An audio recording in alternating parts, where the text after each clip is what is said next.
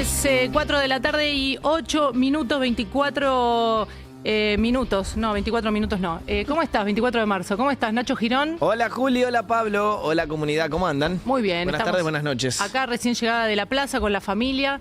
Un día especial, ¿no? 50 años. Sí. Todos los aniversarios son importantes. El Día de la Memoria, por supuesto, repetimos, de la verdad, de la justicia. 50 años del golpe, del último golpe militar más sangriento que tuvo nuestro país. Y tiene esa sensación ir a la plaza con los chicos que volvés a hacerte un montón de preguntas, pasás por la emoción colectiva, ¿no? Que a veces estamos, no sé, en estos momentos tan scrolleando, depende de lo que te tire el algoritmo, entonces puede ser un día que pasa y que viste 2 o 3 noticias o grafo en la tele, o un día que te atraviesa, que te invita, o por lo menos con los chicos, a explicar cosas que ya a vos te parecen inexplicables y al tener que ponerlas en palabras para los chicos es todavía más fuerte y bueno, es hermoso, la verdad. Es que te iba a decir, ¿no? ¿Cuántas preguntas deben hacer? Más allá que los tuyos son muy despiertos y deben haber estudiado, deben estar aproximándose a algunos temas difíciles, tienen muchas verticales escabrosas, ¿no? Y sobre todo que lo ven en la escuela, cosa que a mí no me pasó. A mí en la escuela nadie me hablaba de la dictadura, en mi casa tampoco demasiado, no nos metamos, que peligroso. Pero ellos que sí estudian en la escuela o arman sus pañuelos y demás, de todas maneras les ves las caras en la plaza viendo que son personas reales, que tienen el cartel con la cara de una persona que fue un tío, que fue un maestro, un hermano. Tiene como otro sentido que lo que aprendes en la escuela y ya. Así que si están todavía dudando, hay un clima hermoso en la plaza familiar. El acto principal es 4:30, ¿no? Sí, aproximadamente. Estaba llamado a las 4 de la tarde. Creo que va a terminar siendo leído el documento principal alrededor de las 4:30 exactamente. 5 como mucho, pero venía bastante puntual. Y marcamos de paso, aprovechando que fuiste, Juli, que esto en realidad arrancó ayer, hace casi 24 horas, porque hubo una vigilia muy fuerte que llegó a las 12 de la noche, es decir, al inicio del 24 de marzo de 2026, conmemorando el medio siglo del golpe, precisamente con mucha gente ahí que variopinta, porque digo, hay personas sueltas, hay personas militantes de partidos políticos peronistas, de izquierda, y hay muchas familias que por ahí no tienen una militancia conocida, pero que han querido salir a la calle, también aprovechando, es verdad, en el AMBA el buen clima, para decir memoria, verdad y justicia con muchas otras personas, mientras, ya adelanto, porque obviamente que no vamos a esquivar, quizás el gobierno salió bastante a provocar y a tomar una postura realmente fuerte, justo en este día en el que ya lo hemos vivido, me acuerdo, en años pasados, pero justo en este día donde también creo que el simbolismo del número redondo, ¿no? Del 50, siempre genera un poquito más de atención que otros años. Totalmente, ¿no? Porque cuanto más te vas alejando de la fecha también, creo yo, que crece la responsabilidad de seguir hablando del tema, de seguir mencionándolo, vivo el asunto, ¿no? Manteniéndolo vivo, porque si nosotros no le contamos a nuestros hijos, a las generaciones que están para abajo, y se va alejando y el riesgo es muy, muy grande de perder esa noción de lo que costó tener la democracia. Sí, absolutamente. Ventas, obviamente vamos a hablar de lo que está pasando en el día de hoy, tanto en la calle como en la Casa Rosada. Y después les traje también algún dato, creo que yo muy interesante, porque es, por ejemplo, el primer estudio nacional actualizado a hoy de qué piensa la sociedad argentina cuando hablamos de dictadura. Bien. ¿Hay mucho negacionista o no? Bueno, les traigo números, porque digo, también para hablar con cosas concretas de un estudio que hizo la UBA a lo largo de todo el país con encuestas presenciales y también lo que se llama focus group, hablando con personas en la calle y algunos otros focos. Pero no sé si ya quieren que arranquemos, pero teniendo en cuenta este disparador, que está bueno, porque Juli contando que fue con sus hijos, me imagino y nos imaginábamos cuando preparamos este segmento, que hay muchos que lo vivieron y que saben lo que es estar en dictadura. Otros, por ejemplo, quien les habla, hijos de la democracia, pero muy cercano, nací en el 1985, es decir que, bueno, sí, estoy mucho más empapado por cuestiones familiares del tema. Y debe haber algunos como tus pibes, o como el pibe Pablo, como muchos jóvenes que, bueno, aprovechan quizás los 24 para aprender un poco más y vieron que está sucediendo que en estas fechas todo es una ensalada. Entonces se mezcla lo de antes, lo de después, lo de ahora, lo que dice el gobierno, lo que dice la oposición, bueno, entonces, viste, dijimos, vamos a hacer 5 momentos, si total hoy es un día para parar la pelota y reflexionar, 5 momentos que marcaron ese periodo tan sangriento de la historia argentina, haciendo el corte, por supuesto, del 76 al 83. Y algo que yo creo, ustedes sobre todo, nosotros los más grandes, lo escuchamos o quizá lo vivimos. Y obviamente que sabes de qué estamos haciendo, a qué estamos haciendo referencias, pero es fuerte escucharlo. Que es, ni bien empezó la dictadura cívico-militar, después, por supuesto, de ese periodo tan revoltoso y también oscuro en la previa, en el gobierno sobre todo de Isabel Martínez de Perón, el famoso comunicado número 1 de la Junta Militar, que lo trajimos en estos 5 momentos, y si me dejan quizás un bonus, que tenemos en este día tan pero tan especial. Ahora lo estamos viendo, de un momento al otro. Son los temas del... A ver. Se resiste la compu. Y sí, porque si no puede ponerlo. Esto no puede ser. Planes previstos. Comunicado número 1 de la Junta Militar. Se comunica a la población que a partir de la fecha el país se encuentra bajo el control operacional de la Junta Militar.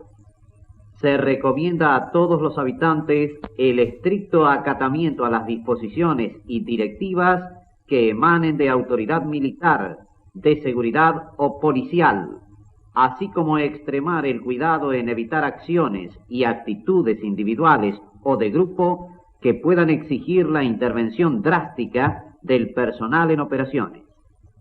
Firmado Jorge Rafael Videla, Teniente General, Comandante General del Ejército. Emilio Eduardo Macera, Almirante, Comandante General de la Armada. Orlando Ramón Agosti, Brigadier General, Comandante General de la Fuerza Aérea.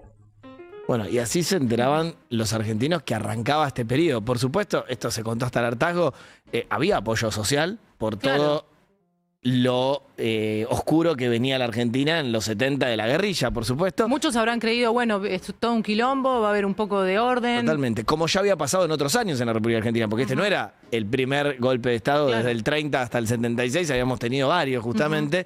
Entonces, sí, obviamente iniciaba este proceso de reorganización nacional sin saber, y muchos lo cuentan, que nos íbamos a enterar más adelante, se iba a secuestrar, se iba a torturar, se iba a matar gente y tirarla viva de aviones, se iba a violar, que sigue habiendo, ahora se los voy a contar, pero sigue habiendo juicios ahora que están juzgando violaciones, robo de bebés, apropiación de identidad y un largo etcétera de cuestiones. Y obviamente es parte por ahí de lo que más nos emociona y conmociona en días como este. Perdón, algo también es y a hundir la economía del país. Totalmente. Porque parece como, bueno, hicieron todo eso, pero nada. Sí.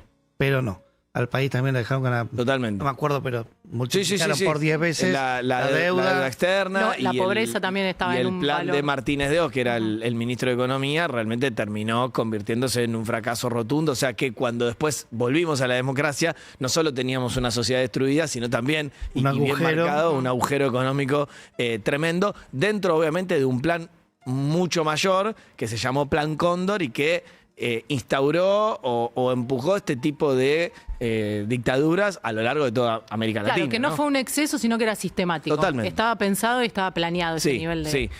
Algo que siempre obviamente emociona, que es, estamos en el 76 y ese famoso, y te pone la piel de gallina, comunicado número 1, y saltamos apenas un par de años para el año 1978, en el cual se produjo encima el Mundial en la República Argentina. Entonces eso permitió, cuando ya no eran todos tan inocentes y ya no todos se callaban, una incipiente rebeldía de, che, ¿qué pasa con todos estos pibes que en los primeros meses del 76, en el 77 y seguía pasando en el 78, no están? Y aparecen dando vuelta a partir de la llegada de medios extranjeros, y en este caso de medios de Holanda, de los Países Bajos, las Madres Plaza de Mayo. Qué loco, porque lo damos por sentado, pero digo... No, como no podían estar paradas, ¿qué hicieron? Caminaron. Sí. Como era difícil identificarlas, se pusieron un pañuelo en la cabeza. Y esta nota, que de verdad tardó mucho tiempo, y María O'Donnell a la mañana hizo una muy linda nota con el que pone el micrófono ahí, que es un holandés, que tarda en trascender, porque hasta les cuesta sacar el tape del país.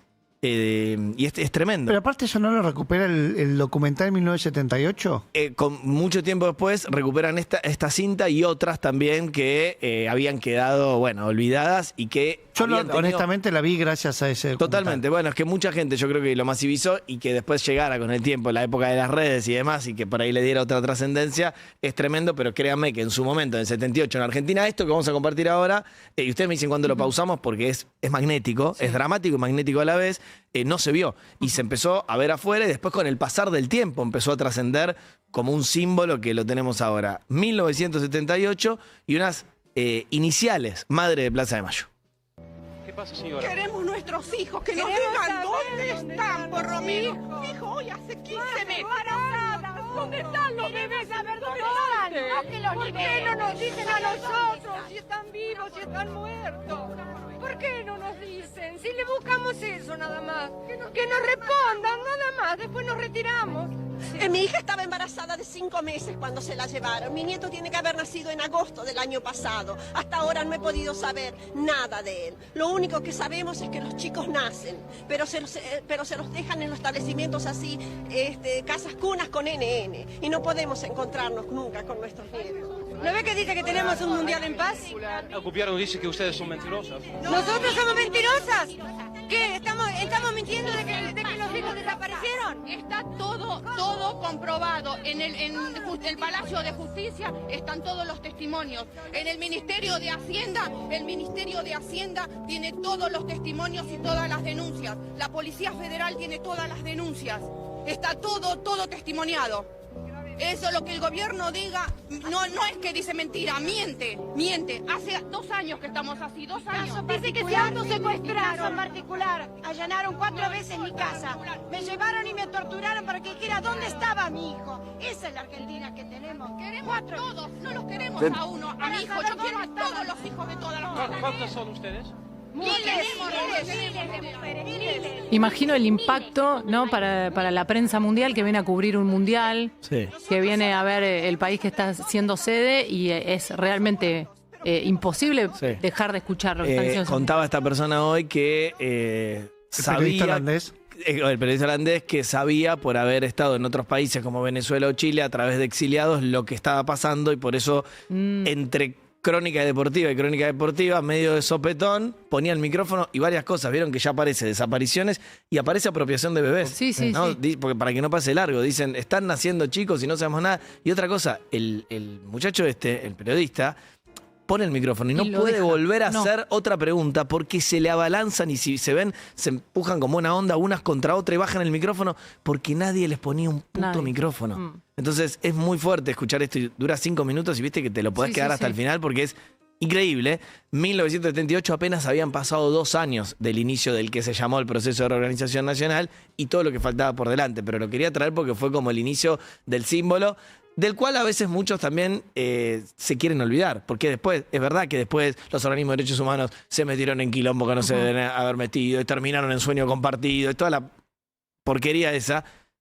Pero hay una verdad Pero que es original. Esta es la verdad, Total. original, como vos decís, ¿no? Digo, Ujú. y son esas valientes que, incluso algunas diciendo, me torturaron, estaban ahí con unos ovarios Sí, sí, sí. de oro, ¿no? Con un policía que las intentaba correr, que podían ser identificadas. Bueno, tardó mucho en trascender esto, pero esto es lo que ya pasaba en el 78. Y me voy a saltar otro momento clásico y muy fuerte, clásico por lo que quedó, yo creo que en nuestra retina, en nuestra memoria para siempre. Empezamos en el 76, seguimos en el 78 y nos vamos a diciembre de 1979. Ahí había un joven periodista que se llama, hoy justo estuve con él, José Ignacio López, Nacho López, que después terminó siendo el vocero de Raúl Alfonsín, que en el medio de una conferencia de prensa raro, pero bueno, cada tanto se hacía y nadie preguntaba un carajo, él pide el micrófono y adelante de Jorge Rafael Videla pregunta por los desaparecidos. Y tiene una suerte de ida y vuelta que no había existido hasta el momento. Y les digo algo, me voy al final de la historia.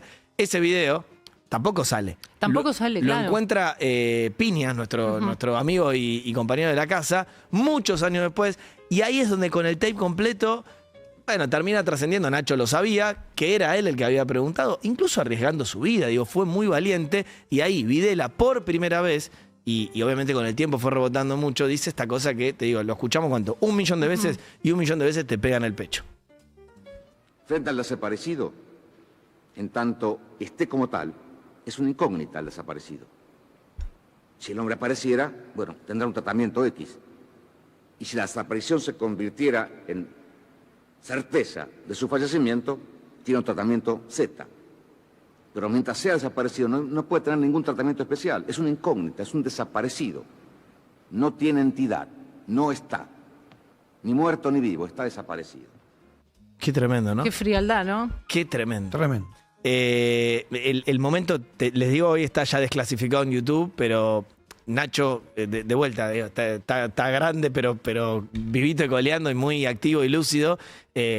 Contaba en estas horas que él primero tenía tanto miedo y respeto por la situación que él primero se agarra de una frase que había dicho el Papa Juan Pablo II en su momento para introducir el tema. Y claro, como queda abierta la pregunta, pega el micrófono de vuelta y repregunta, y esa es la repregunta donde sale esto.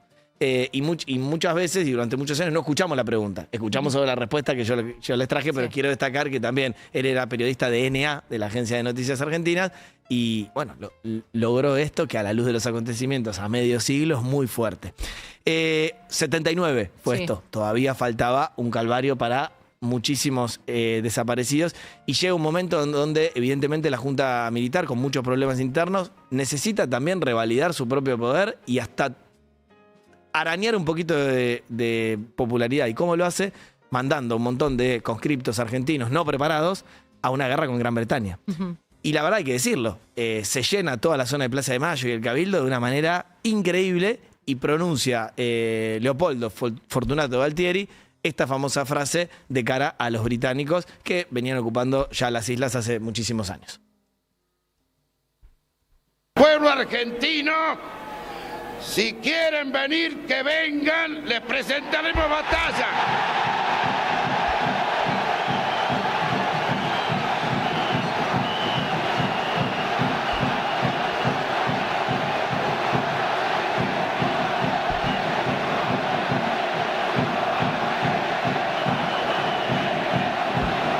Lo dejamos correr, amigos, por esta, y lo sacan cuando quieran, por esta dualidad en la que vivió Argentina tanto tiempo, digo, mundial y gente que el que fue a la ESMA lo debe saber, y si no, lo recomendamos porque hay un museo impresionante ahí adentro. Contaba que había torturados después desaparecidos que escuchaban los goles de la cancha de River que está ahí nomás, mientras la gente festejaba. Y lo mismo esto, en este momento había centros clandestinos de detención en actividad y personas que estaban siendo maltratadas, torturadas, violadas, mientras también un montón de argentinos estaban agitando la bandera argentina por un nacionalismo para defender nuestras Malvinas. Como algo mundialista también. Totalmente. Todo eso lo traje en video y a los que nos están escuchando se los decimos, créannos que hay miles y miles y miles de personas flameando obviamente la bandera, y acá no freno mucho acá porque es una historia que la tenemos mucho más masticada, conocida, y que es una herida abierta. Perdemos la guerra, hubo torturas a los soldados que fueron a esa guerra, no les daban los elementos necesarios, las armas no disparaban, tenían la pólvora mojada, no les daban de comer. Bueno, obviamente perdimos tremendamente, y ese termina siendo, mirá qué paradoja, quizás la herida final que tenía una junta cívica militar que había perdido mucho poder y que enfrentaba cada vez más creciente, fíjense que yo les traje videos de ya del 78, presión internacional. Y acá es cortito, pero también es de esos momentos clásicos, cuando se llama a elecciones y hace campaña el PJ, pero también hace campaña la UCR vía Raúl Alfonsín, se da un gran cierre de campaña, con Alfonsín presente, que hace lo que los más memoriosos lo van a recordar, había hecho durante toda esa campaña, corta pero contundente, que es citar la Constitución argentina. Y la verdad, sobre todo si hay algún pibe dando vuelta y nunca lo escucharon, son 30 segundos, vale la pena, íbamos a desembocar en democracia, y Alfonsín, que iba a convertirse en presidente, cerraba de esta manera. Y en todas partes he dicho, y permítanme que lo repita hoy, porque es como un rezo laico y una oración patriótica, que si alguien distraído al costado de camino cuando nos ve marchar, nos pregunta cómo juntos, hacia dónde marchan, por qué luchan, tenemos que contestarle con las palabras del preámbulo. Que marchamos, que luchamos para constituir la Unión Nacional, afianzar la justicia, consolidar la paz interior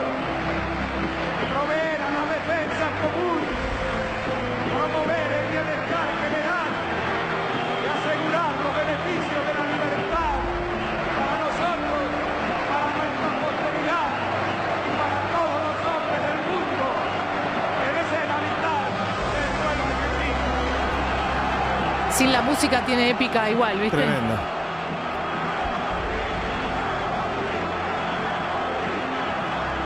Eso fue en el Obelisco. Y bueno, obviamente después la historia es conocida, pero queríamos en estos 5 momentos arrancar del comunicado número 1 a Alfonsín diciendo de memoria el preámbulo de la Constitución Argentina ante una multitud que obviamente después, bueno, termina eligiendo al radical como el presidente que le pone el pecho a la democracia. Y me traje un bonus que no por conocido, me parece, ya que estamos haciendo un poco de repaso, sobre todo para los más pibes, y también nosotros entrando en sintonía, creo que no debería quedar afuera, que es después en el año 1985, como bien por ahí refleja la película que le abrió la cabeza a tantos jóvenes, al menos de recordar ese momento, se hace un juicio bastante histórico, después con muchos problemas, y es verdad que no habiendo entrado todos, ahora les voy a traer data de esto, a las juntas militares. Y la mayoría, entre ellos Videla, que lo escuchamos hace un rato, terminan con cadena perpetua. No todos, ahora les doy los detalles. Y ahí empezó a conocer buena parte de la sociedad ya masivamente los detalles de las desapariciones, de las torturas, de los vuelos de la muerte, de la apropiación de bebés, de las vejaciones, de las violaciones. Y este cierre ya no está entre nosotros, de Julio César Estracera, uno de los fiscales, ante el tribunal y al costado de toda la cúpula militar que había desaparecido y torturado a tanta gente y daba o dejaba esta frase para la historia, ¿no? Señores jueces, quiero renunciar expresamente a toda pretensión de originalidad para cerrar esta requisitoria.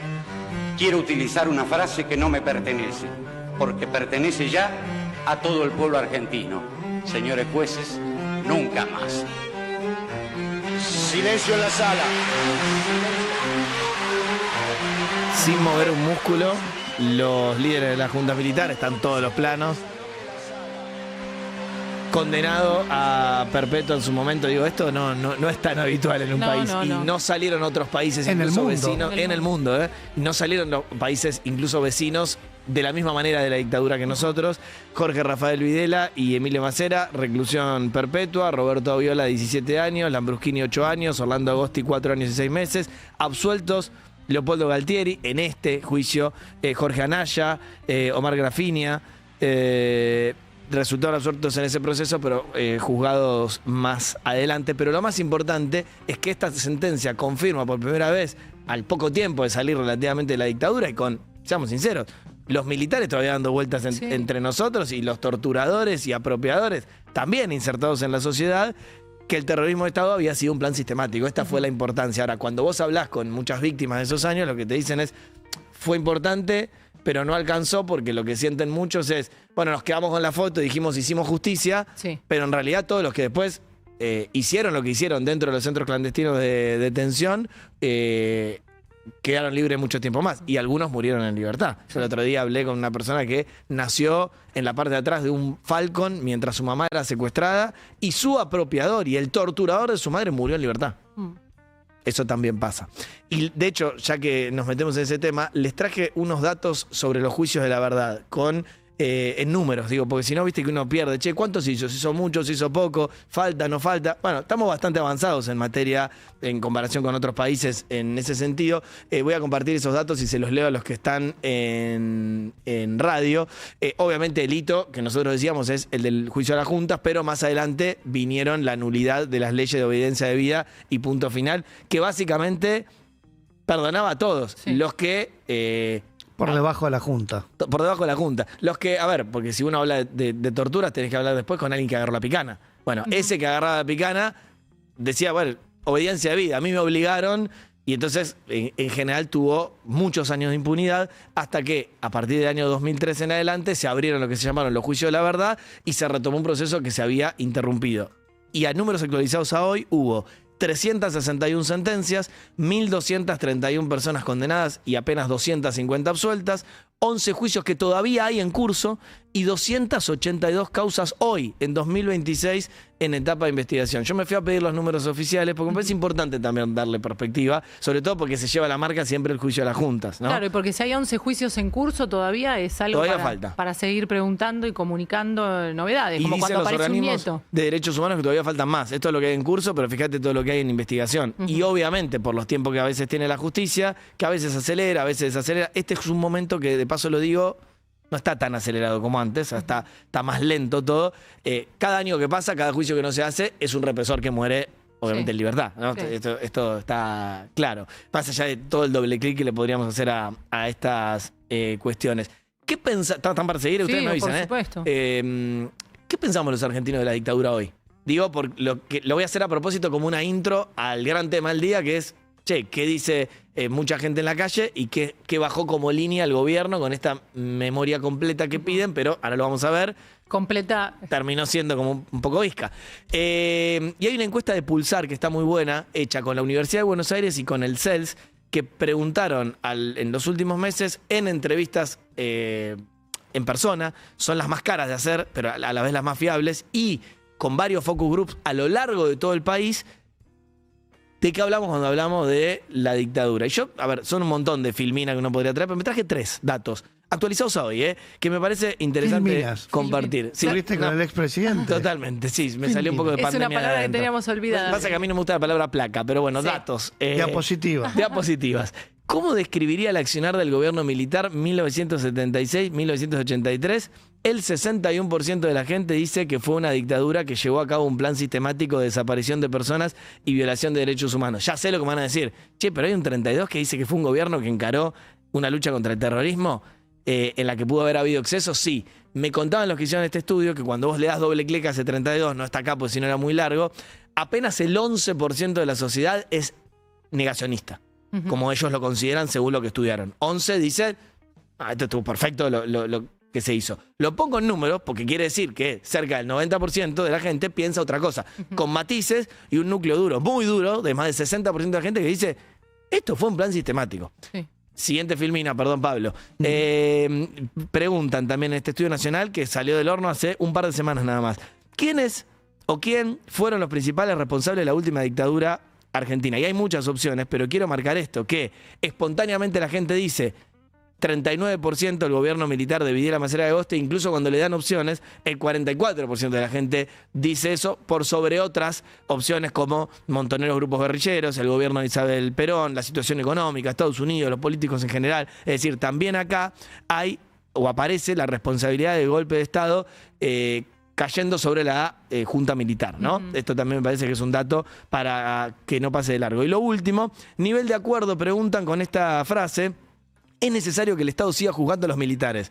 Atención, porque el 70% de la gente dice que está de acuerdo o bastante de acuerdo con esta afirmación, contra el 26% apenas, que dice poco de acuerdo, un 13%, nada de acuerdo, 13%. Fíjense que ese nada de acuerdo coincide con este 11 más o menos que me dicen a mí los que hicieron este estudio, que es el más radicalizado, que dice, acá no hubo ningún problema y la consideran negacionista.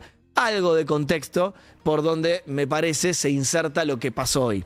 Y lo que pasó hoy es, en el marco, lo voy a contar mañana porque nos dejamos la política dura y de todos los días para justamente este miércoles, pero lo tengo que poner en el contexto de un gobierno que siente que perdió el control de la agenda, y esto lo tengo chequeadísimo con Casa Rosada, después de un muy buen verano, yo lo vengo contando, sienten que entre Libra, Adorni, Andis y algún que otro problema, no están pudiendo manejar el discurso.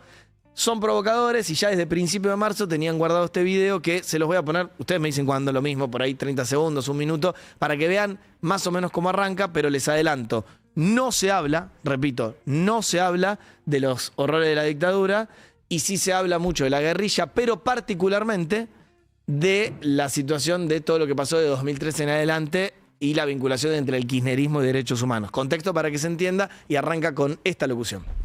De paz en toda esta historia. Ponételo si ponés desde el principio. Y una vez que se pongan todas las cartas sobre la mesa y se cuente la verdad. Y así les cuento quién habla a cada uno, dale. ¿Este video salió a las 0 de hoy? Hoy a las 9 de la mañana.